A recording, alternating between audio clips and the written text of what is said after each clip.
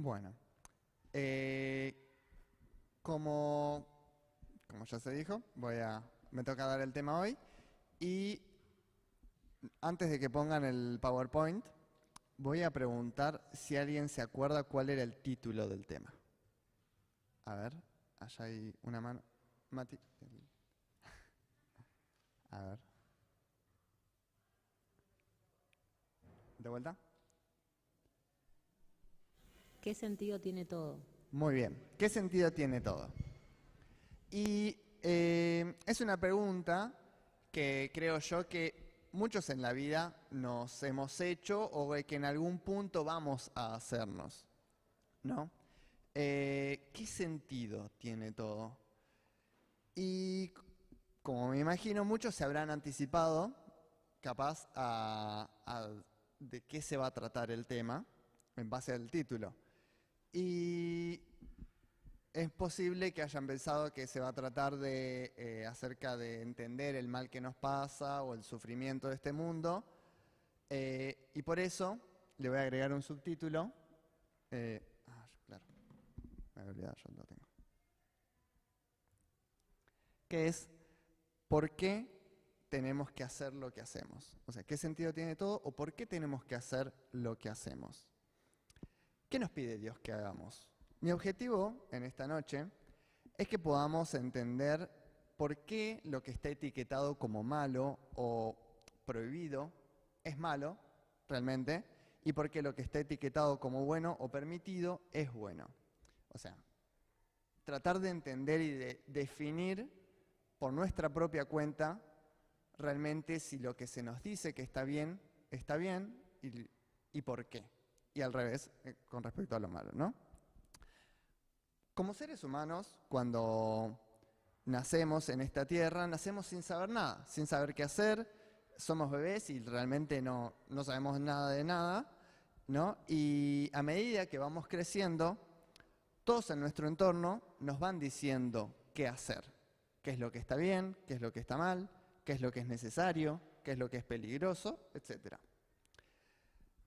En todas las sociedades se nos enseñan distintos conceptos del bien y del mal, que pueden variar dependiendo de dónde esté cada uno, de cómo haya crecido, cómo haya sido su entorno.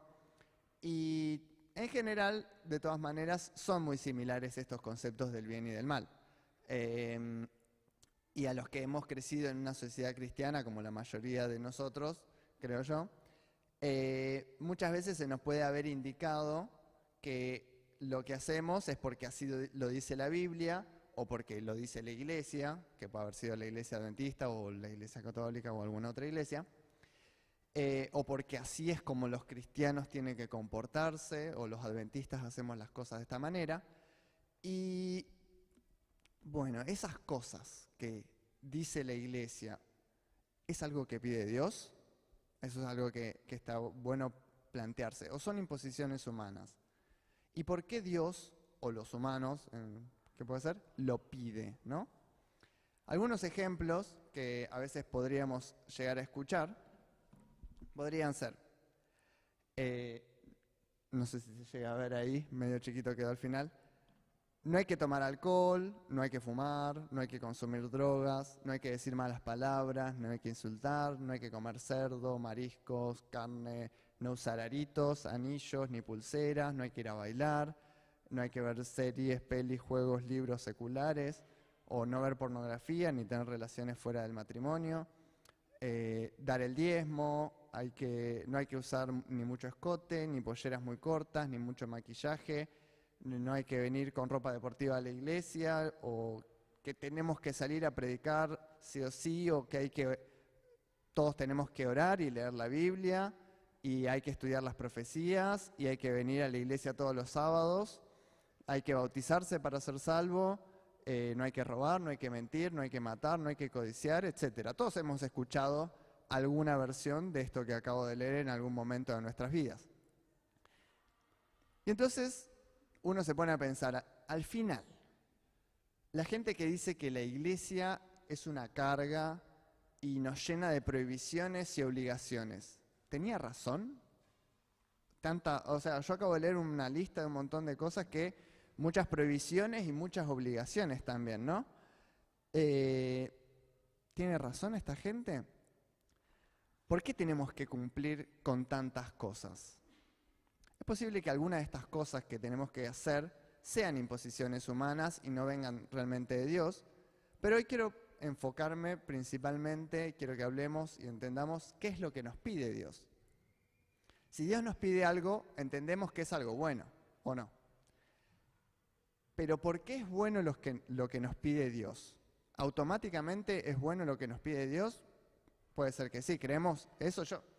No es que quiero cuestionar a Dios, no me malentiendan, no es que estoy tratando de desafiar a Dios ni nada por el estilo, pero siempre es conveniente entender el porqué de las cosas. ¿Por qué hay que hacer algo o por qué se suceden las cosas? Y entonces nunca está bueno obedecer ciegamente, porque si entendemos el porqué de las cosas, entonces podemos distinguir si X regla proviene de Dios o en realidad es una imposición humana.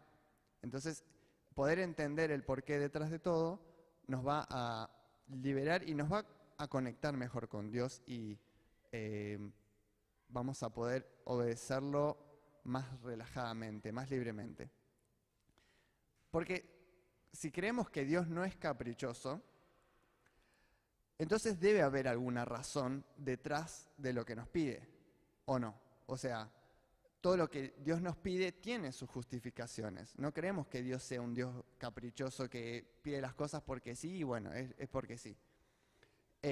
Por más que tiene todo el derecho, al ser nuestro creador, tiene el derecho de pedirnos algo porque sí, pero siempre hay una buena razón por la que nos lo pide. Y hoy vamos a descubrir cuáles son esas razones. Entonces, ¿por qué tenemos que hacer o no hacer todas estas cosas? Después de pensarlo un tiempo, de haber estado reflexionando, me di cuenta que estas cosas que estuve mencionando, toda esta lista, y muchas más, que tenemos que cumplir o que están prohibidas, estas reglas que hay que obedecer, se pueden clasificar en categorías. Cosas relacionadas con nuestro cuerpo, que puede ser la alimentación, consumo de sustancias, relaciones sexuales, etc. Cosas relacionadas con nuestra mente, la lujuria, la envidia, el orgullo, la pereza, la vanidad, etc. Cosas relacionadas con otras personas, mentir, robar, insultar, matar, etc. Y cosas relacionadas con Dios, ir a la iglesia, bautizarse, predicar, leer la Biblia, etc. Y al identificar entonces estas categorías, estos conjuntos, podemos ver en qué aspecto de nuestra vida nos afecta, para bien o para mal, estas prohibiciones u obligaciones.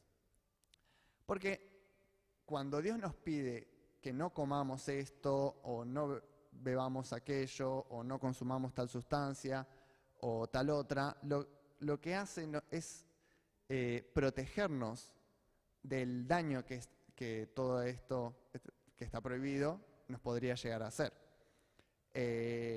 A nuestro cuerpo en particular, ¿no? Y uno podría pensar, pero ¿qué importancia tiene nuestro cuerpo si total Dios cuando venga nos va a dar un cuerpo nuevo? ¿En qué nos afecta realmente? Y eso es algo que diría alguien que no leyó a Pablo. Porque dice, ¿o acaso no saben que su cuerpo es templo del Espíritu Santo? En 1 Corintios 3:16. Yo les pregunto, ¿dónde existe nuestra mente? Existe en nuestro cerebro, está ubicada en nuestro cerebro. Entonces, nuestro cerebro, ¿qué es? Es un órgano, es parte de nuestro cuerpo. ¿Y nuestro cuerpo de qué está hecho? Está construido por todo lo que comemos. Literalmente todo lo que comemos es lo que nos hace. Entonces, todos los materiales, digamos los ladrillitos con los que se construye nuestro cuerpo, los obtenemos de la comida, de todo lo que ingerimos. Entonces hay una relación absolutamente directa entre cómo cuidamos nuestro cuerpo y nuestra capacidad de que el Espíritu Santo permanezca en nosotros. Porque si nuestro cuerpo está hecho de lo que comemos y lo que comemos es malo, entonces nuestro cuerpo va a ser malo y no va a poder retener, nuestro cerebro no va a tener la capacidad de concentrarse, la capacidad de pensar claramente, que ese es uno de los principales factores negativos de la bebida, de las drogas, y no vamos a poder conectarnos con Dios, no vamos a poder retener al Espíritu Santo en nosotros. Un ejemplo, una analogía bastante clara para entender esto es, no se puede tomar agua limpia de un vaso sucio. No se puede, un vaso roto, por ejemplo, tampoco va a poder retener agua por mucho tiempo. O sea que cuando Dios nos está pidiendo que cuidemos nuestro cuerpo, nos está pidiendo que preparemos el lugar donde Él quiere habitar. El Espíritu Santo, entonces, no puede permanecer en nuestro cuerpo y nuestra mente si están sucios, si están en mal estado. Y abro un paréntesis. Tampoco estoy diciendo que si alguien subió de peso no puede tener una relación con Dios, o si alguna vez bebimos alcohol, ya está, el Espíritu Santo nunca va a estar con nosotros. Pero estos malos hábitos llevan a un deterioro en nuestra relación con Dios. Un cuerpo sano y una mente sanas facilitan entonces una relación con Dios y que el Espíritu Santo pueda estar a nuestro lado. Cierro paréntesis. Y entonces, si escuchan que siempre se dice, ¿no?, que no hay que ver películas o libros o juegos de fantasía, de terror o con violencia, o que no hay que escuchar música secular, entonces es porque todo eso va contaminando nuestra mente. Todo va distanciándonos de Dios con ideas del mundo, con cosas que nos alejan de la realidad, todo lo que es fantasía. Y es cierto que algunos materiales nos contaminan menos, algunos nos contaminan más, pero la cuestión es que siempre lo hacen, porque si Dios no lo hizo, entonces Satanás estuvo involucrado de alguna manera en el proceso de eso. Y como dice el dicho, mente desocupada, taller del diablo. Nuestro tiempo ocioso podría ser mucho mejor aprovechado si lo usamos en consumir o en material o en estudiar la palabra de Dios, ¿no? Si lo dedicamos para Dios, sería mucho más provechoso. A Dios solo podemos y debemos ofrecerle lo mejor de nosotros. No sirve de nada que pasemos horas viendo alguna serie o escuchando música que a fin de cuentas no construyen nuestra relación con Dios.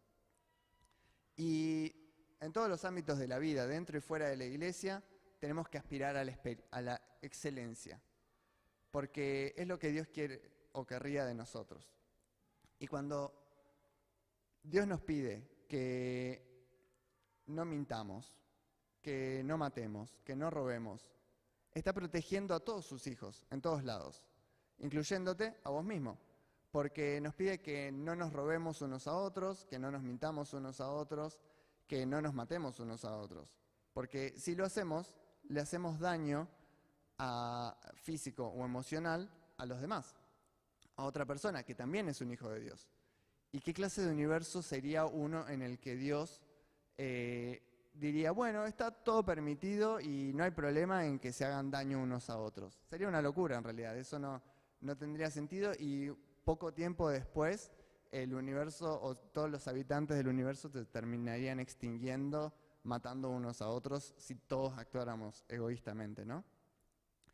No es ilógico pensar que esa haya sido una de las razones por las que Dios mandó el diluvio. Dice que el pensamiento de los antediluvianos era de continuo hacia el mal y estaban en camino a la autodestrucción. Iban a exterminar la raza humana antes de que Jesús tenga la oportunidad de nacer. Y esa es una de las consecuencias de no obedecer lo que Dios nos pide. Y es una de las razones por la que el esparcimiento del pecado va a tener un límite fijo, que va a ser cuando Jesús vuelva. Porque de otra manera la humanidad podría poner en riesgo a todo el universo si Dios dijera, bueno, los dejo vivir para siempre, que sigan pecando. Y terminaríamos dañando a todas las personas, a todos los otros mundos también.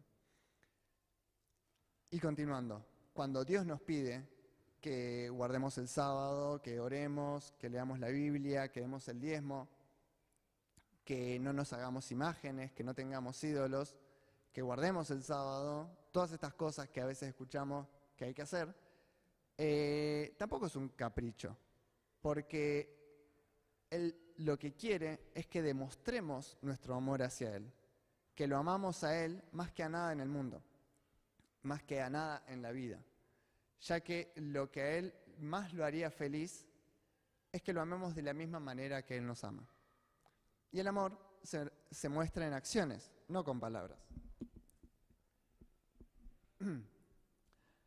Porque, como dice en Romanos 2:13, porque Dios no considera justos a los que simplemente oyen la ley, sino a los que la obedecen. O sea, uno no es santo por venir acá a la iglesia y escuchar las predicaciones, sino también le demostramos nuestro amor hacia Dios cuando lo obedecemos.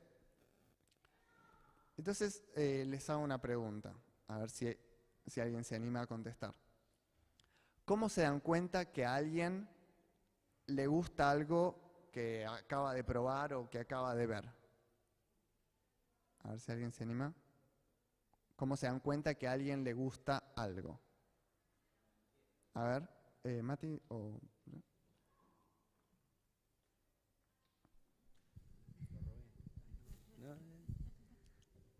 Porque siempre está haciendo lo mismo, eso, o lo menciona, o está pensando siempre en eso. Claro, exactamente, sí. Lo menciona muy seguido en general. Y si no pudieras verle la cara ni escucharlo, porque a veces si alguien acaba de probar algo, lo más probable es que lo exprese, con las expresiones faciales me refiero. Y si no lo podemos ver, como dijiste, nos lo dice. De una manera, si a alguien le gusta algo, lo dice. Y como no podemos ver a Dios cara a cara, por la condición en la que estamos de pecado, entonces Dios nos dijo qué es lo que le gusta a Él. Nos dejó bien clarito qué cosas le gustan y qué cosas no le gustan para que no quede ninguna duda. Hay una listita de 10 puntos, que capaz la conocen, que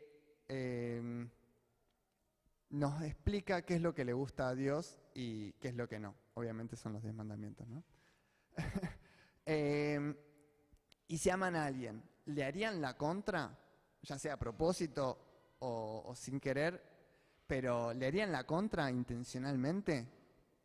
¿Harían cosas que saben que lo entristecen o que lo ponen mal o que no le gusta? Por ejemplo, si a Flor no le gustara el chocolate, que no es el caso, pero no importa.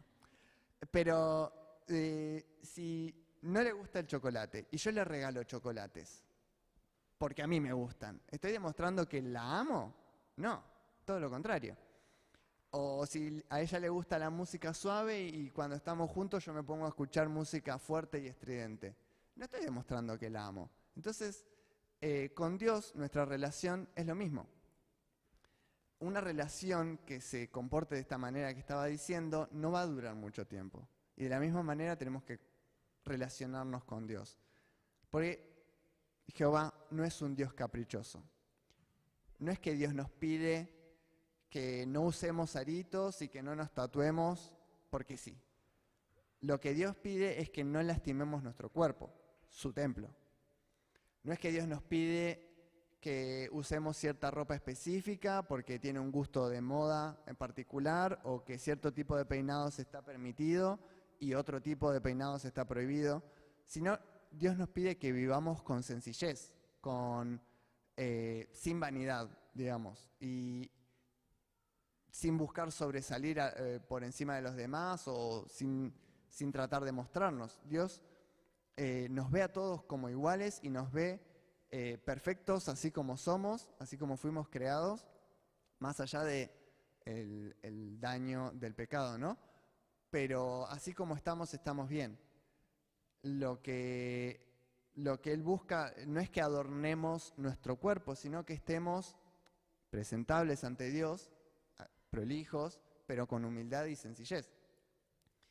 Y entonces, ¿por qué tenemos que venir bien vestidos a la iglesia? No es que estamos obligados a venir bien vestidos, pero si alguien va a una cita con una persona que le gusta, no se va a vestir todo zaparrastroso y con ropa rota y mal peinado y transpirado, porque quiere causar una buena impresión, porque le gusta a la otra persona. Y en este caso, si nos gusta Dios, tenemos que hacer el mismo esfuerzo. Si estamos interesados en Dios, tenemos que hacer un esfuerzo para estar presentables. Y lo mismo si tenemos un rol dentro de la iglesia, con más razón. Si vamos a pasar al frente para honrar a Dios con nuestras obras, también tenemos que estar de manera presentable, prepararnos con tiempo y demostrarle que lo amamos de esta manera. Y entonces me llevo una pregunta más atrás. ¿Por qué siquiera tenemos que venir a la iglesia? Si Dios está en todas partes, ¿qué tiene de obligatorio venir a la iglesia? Y la verdad es que no es obligatorio, pero a Dios le gusta que vengamos a su casa. Y está bueno poder compartir el amor de Dios entre hermanos. Y si queremos pasar tiempo con Dios en su casa, entonces vamos a venir acá. El resto de la semana, Él es el que viene a nuestra casa. Entonces, podemos devolverle el favor en su día especial y venir nosotros a su casa. Y además, porque queremos compartir esos momentos lindos con nuestros hermanos. Y sigo preguntándome, o diciendo, Dios no nos pide el diezmo o las ofrendas porque sí. En realidad todo es de Él. Por un lado leemos que Dios dice, misericordia quiero y no sacrificios, en Oseas 6:6, pero también leemos en Malaquías 3:8 que dice, ¿en qué te hemos robados? En los diezmos y ofrendas. Dios lo pide porque, como dije, todo es suyo y nada es nuestro, ni siquiera nuestro propio aliento es nuestro. Pero si lo amamos, en agradecimiento vamos a demostrar justamente nuestro agradecimiento y le vamos a devolver el diezmo y una parte de todo lo que Él nos dio. Y sigo preguntándome, ¿por qué nos bautizamos? ¿Por qué tenemos que bautizarnos si Dios sabe cómo es nuestro corazón? Y porque es una demostración pública de nuestro amor. Hoy a la mañana estábamos viendo el bautismo de 5 hermanos y ellos estaban contentos de demostrarle al mundo declarando que aceptaban a Jesús como su Salvador y de que amaban a Dios. Y cuando lo hacemos estamos reconociendo eso, que Jesús murió la muerte que nos tocaba a nosotros y que por eso vamos a vivir la vida que le toca a Él también.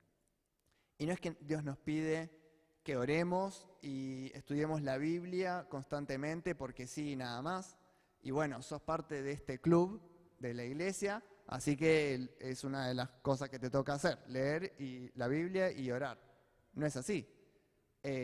Dios quiere que lo conozcamos personalmente. Todo tiene un porqué. Todas estas obligaciones o cosas, reglas que tenemos dentro de la iglesia tienen un porqué.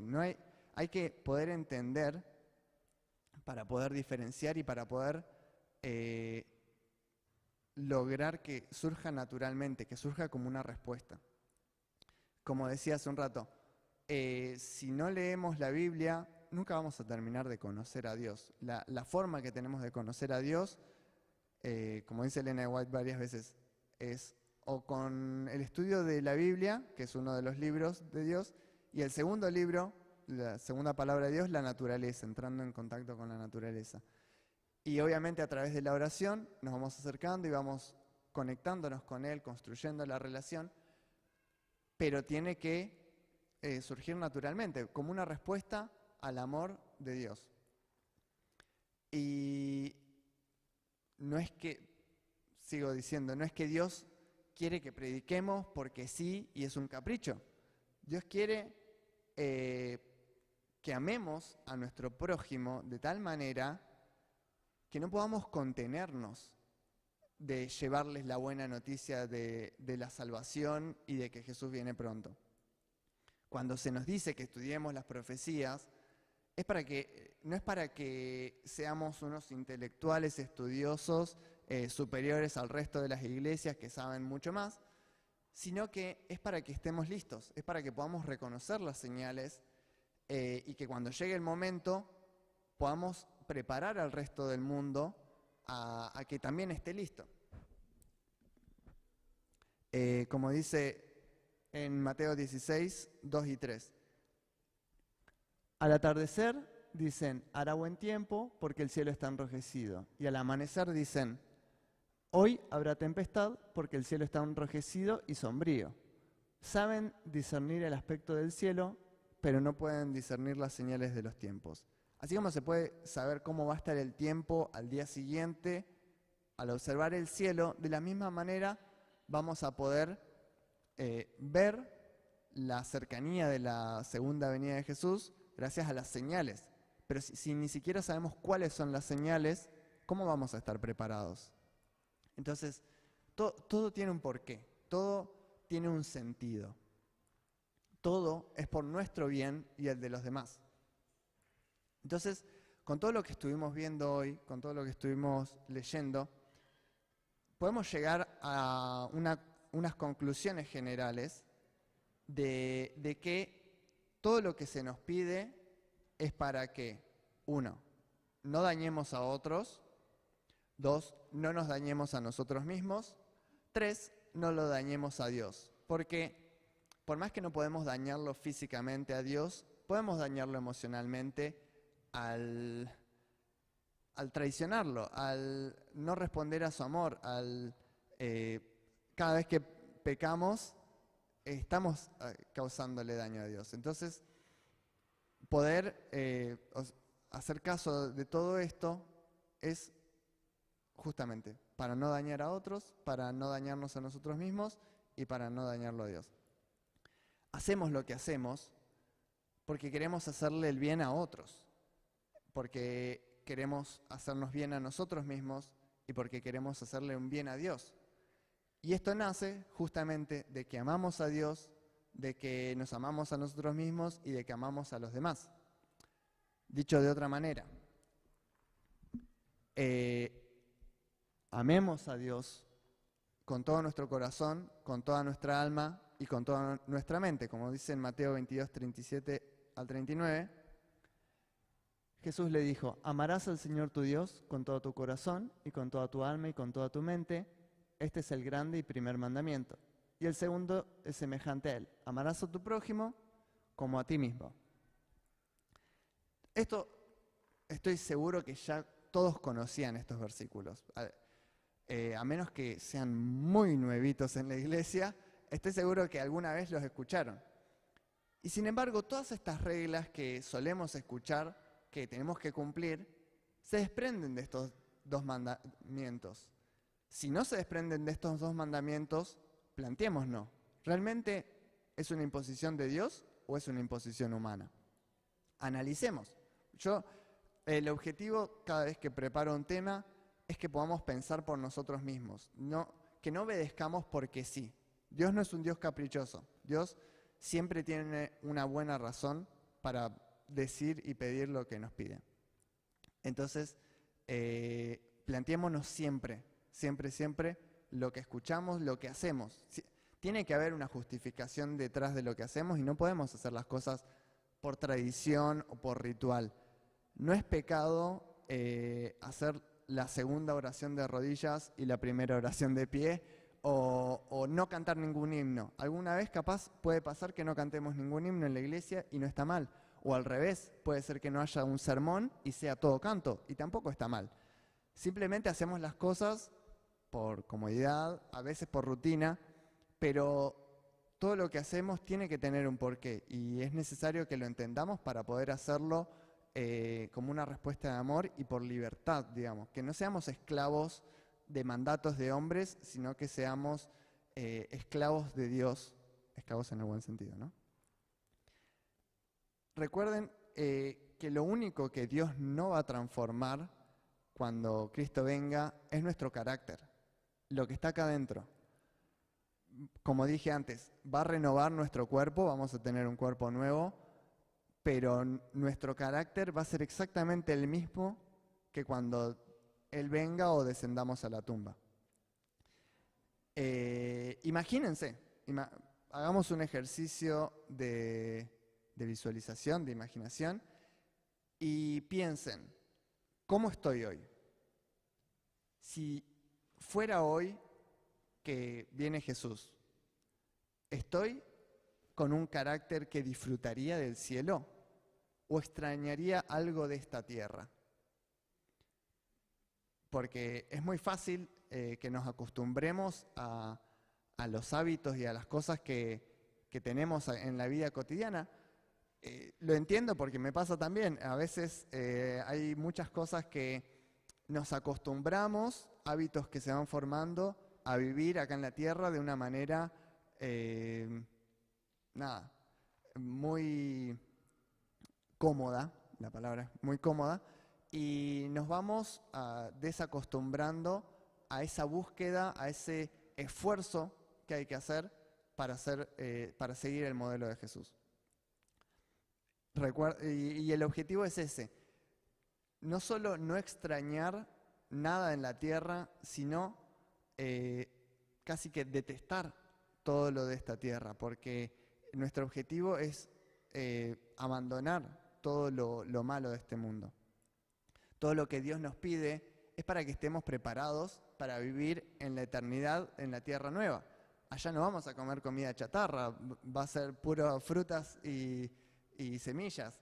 Y no vamos a ver series, ni películas o música pop, ni vamos a decir groserías, ni vamos a ser vagos o decir mentiras, no vamos a andar envidiando al que le tocó estar alabando a Dios todos los días, ni vamos a burlarnos del que le tocó limpiar las calles de oro. Cada uno va a estar contento y feliz con el lugar al que le tocó. Y no va a ser una carga que todos los sábados, de sábado en sábado, estemos yendo a la presencia de Dios a adorarlo. Vamos a vivir y a desvivirnos por ayudar al que está a nuestro lado. Y si no estamos preparados para esa clase de vida acá, entonces la tierra nueva sería más un castigo que una recompensa. Y ese sería un verdadero infierno. Justamente Dios no va a llevar a vivir con Él a los que no quieran tener esa clase de vida, porque va a ser un castigo más que una recompensa. Todos, me imagino, o si no todos, casi todos, se habrán enterado que el domingo falleció Murilo Batista Ribeiro, para el que no lo conoce, y también conocido como Escarabajo Binario en las redes. Y algo que Miru, su esposa, publicó en el anuncio de su fallecimiento, me impactó mucho y me hizo reflexionar y hacer una introspección. Y ella puso: Muri dedicó su vida para que el reino del cielo avance y más personas conozcan del amor de Cristo. Qué lindo es que te recuerden de esa manera, ¿no? O sea, que cuando alguien piense acerca de vos, piense en esa frase.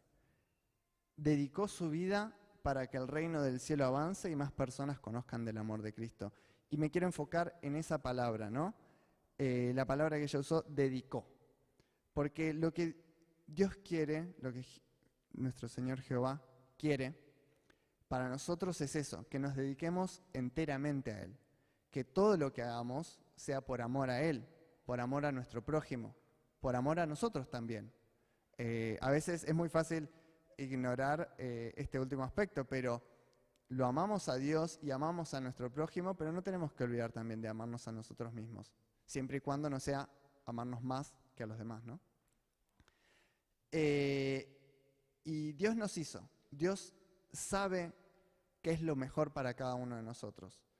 Y como nos ama, desea que toda su creación sea feliz.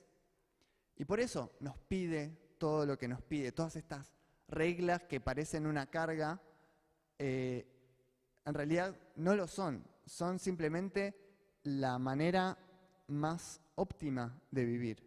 Es lo mejor para nosotros. Lo que pasa es que tenemos que adaptar nuestra forma de pensar a eso. Y parafraseando a Salomón, acá termina mi discurso.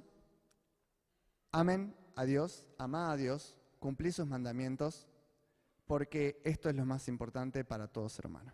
Amén.